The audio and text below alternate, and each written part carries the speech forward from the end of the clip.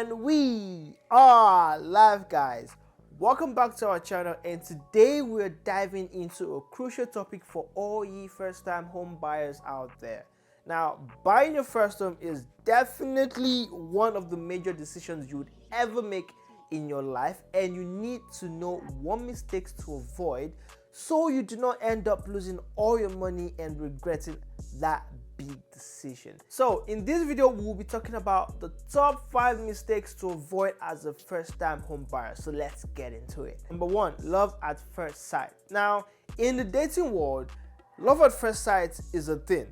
Some people believe in that, and guess what? Love at first sight is also a thing in real estate. I sincerely know how it feels to finally get to the point where you believe you are ready to buy your first house, and you've been saving up for a long time, and now it's time to go shopping for a house, baby. Most people make the mistake of falling in love immediately with a house that looks clean and beautiful. Well, I mean, if I was not a realtor, I would definitely fall for that as well. When you immediately fall in love with a house, you immediately get blinded by the faults the house has. You forget to check how old the roof and the windows are, and you don't even know if the roof has reached the peak of its lifespan, which means you would need to get a new one, which I'm sure that is definitely not part of your budget. You would also forget to check the electrical system of the house. You would forget to check if the house is still running on baseboard heating or it has been updated to central air cooling, and so on.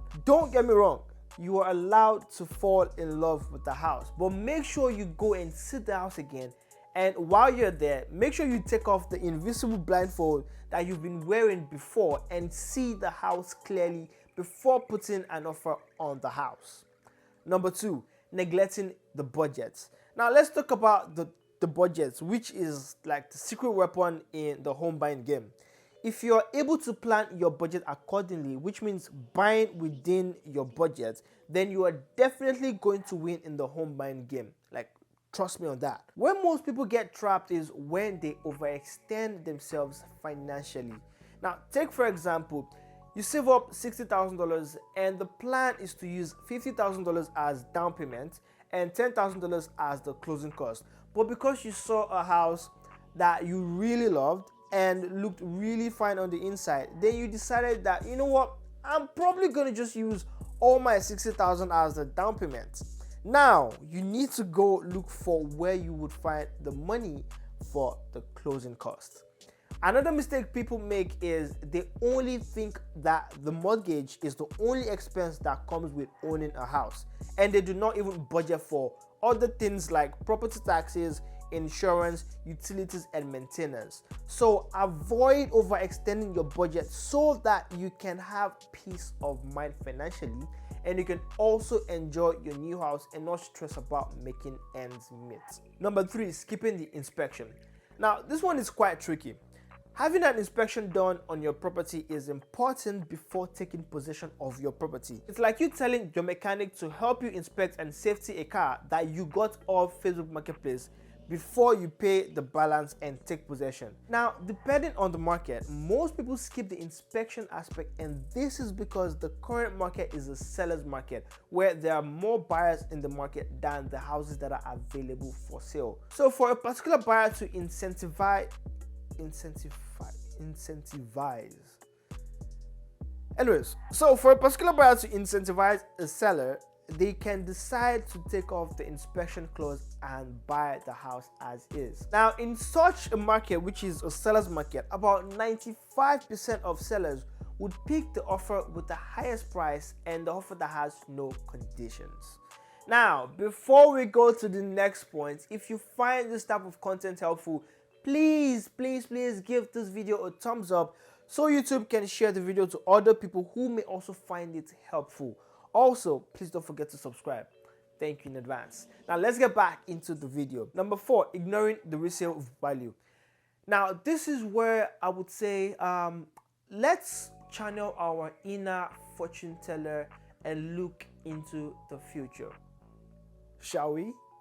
Anyways, as much as you might be head over heels for that particular property or for that particular house that has swept your feet off the ground, now you need to bring yourself back to reality and consider the future resale value of that house. We all know how unpredictable life is, and something might happen that you would need to move, and which would also mean you would have to sell your property. On average, a first-time home buyer lives in their first home between 5 to 7 years. I'm sure you didn't know about that, but anyways, buying a house that has a good resale value is like securing a safety net for your future. One of the ways people buy a property that would have a good resale value is by purchasing a house that has an unfinished basement, and this adds value to the house.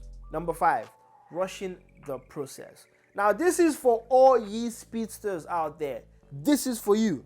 When buying your first property, you need to calm down, like take a chill pill and take it one step at a time. Rushing the process of buying your first house is like you're preparing a recipe for disaster that is waiting to happen. Take your time, do your research, and don't settle for less than what you truly want. As long as it's within your budget, then you should be good. At the same time, you do not want to take too long trying to find the perfect house, because I will tell you the truth, there is nothing like a perfect house. Now, this is where a real estate professional like my humble self would be very helpful. My job will be to analyze your situation, your budget, and then to show you what exactly you can afford within your budget in the current market. Remember, this is a major life decision, and it's perfectly okay to take it one step at a time. I really hope this content was helpful, and if you would like to see more of this type of content that guides you on how to go about purchasing your first property, let me know in the comment section. Thank you guys for watching, and I'll see you in the next video. Stay blessed, guys.